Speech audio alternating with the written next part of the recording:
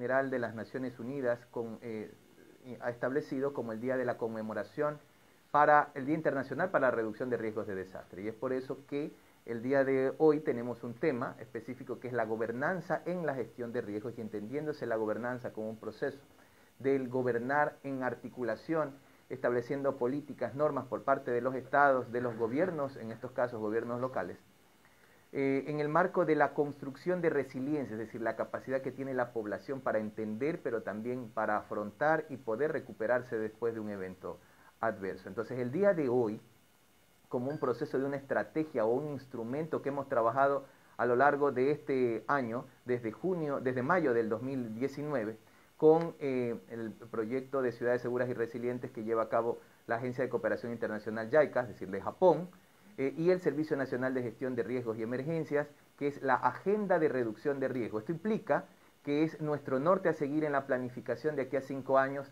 en materia de reducción de riesgos de desastres. Implica mucho el tema de terremotos, tsunamis, en el tema de COVID. Será importante, hoy día a las 10 de la mañana será entregado con la formalidad del caso y con la presencia de autoridad japonesa técnica y también de otras instancias y autoridades como el Ministerio de Educación, Cruz Roja, que siempre ha estado generando el aporte, y pues hoy día también se va a generar la entrega de certificados a un curso que se estableció en conjunto con ellos.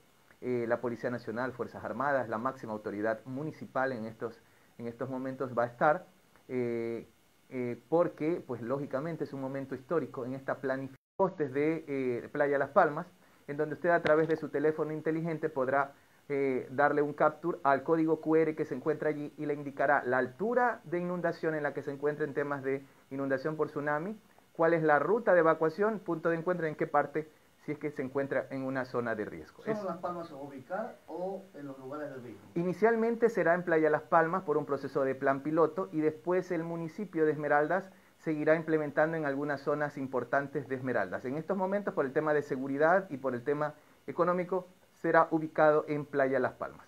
¿Qué otras acciones contempla esta agenda de riesgo? Muy bien, es todos los proyectos, planes que tendríamos que tener como Esmeraldas y planificar la administración no solo del municipio, sino también de otras entidades del Sistema Nacional Descentralizado de Gestión de Riesgos en el marco del ordenamiento del territorio, en temas de uso y gestión de suelo, en los procesos de concienciación ciudadana que estamos trabajando y que es difícil y muchos años nos va a tardar, que incluso va a pasar la generación de quien les habla, sino porque son procesos culturales que van a tener mucho que ver en el tema de la construcción en zonas de riesgo, en los niños, niñas y adolescentes desde la escuela, los docentes, a saber cuáles son esas rutas de evacuación, puntos de encuentro, qué tiene que tener un plan familiar de emergencias, la mochila escolar o la mochila familiar, todos estos temas que tal vez van a trascender en el tiempo, pero hay que construirlos paso a paso como gestores de riesgo.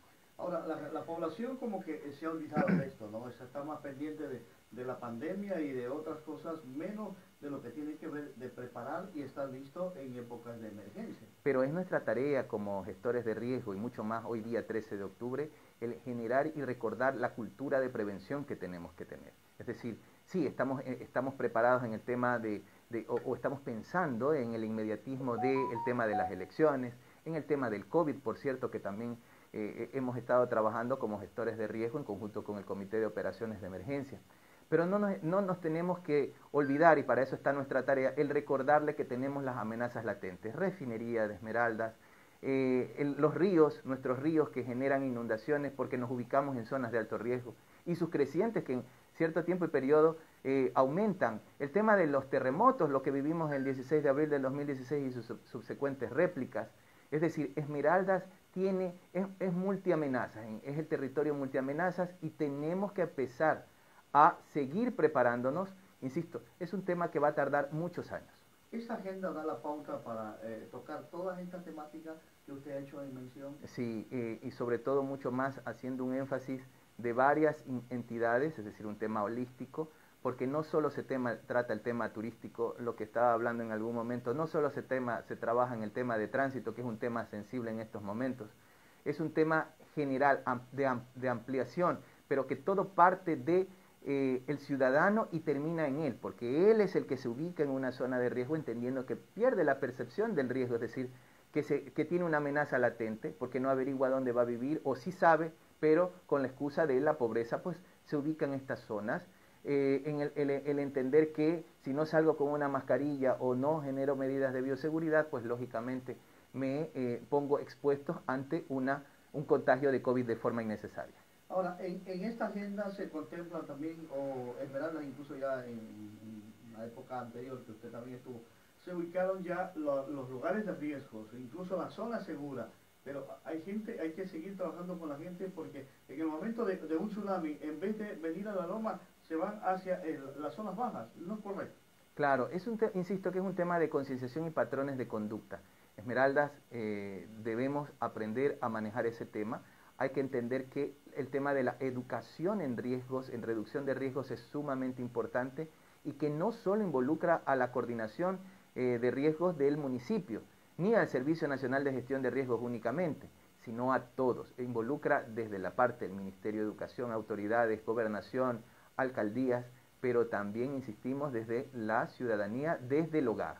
Ahora, esto para que no le vayan a echar la culpa después a la agenda. No, si tenemos una agenda y no nada sale bien. O sea, aquí cada uno tiene una responsabilidad. La agenda está, la guía está, lo que debemos hacer, pero la mayor responsabilidad es nuestra. Por supuesto. Ahora, también estamos trabajando en el conjunto con el Programa de Naciones Unidas para el Desarrollo y con la CAF y con el Ministerio del Ambiente y Agua del Ecuador en la ubicación de un plan de infraestructura verde y obras de mitigación en el sector del barrio 20 de noviembre. Eso involucra mucho, mire, allí se ubicó gente, se generó un deslizamiento por ciertas amenazas y alrededor de 30-35 familias tuvieron que ser reubicadas, algunas todavía en albergues.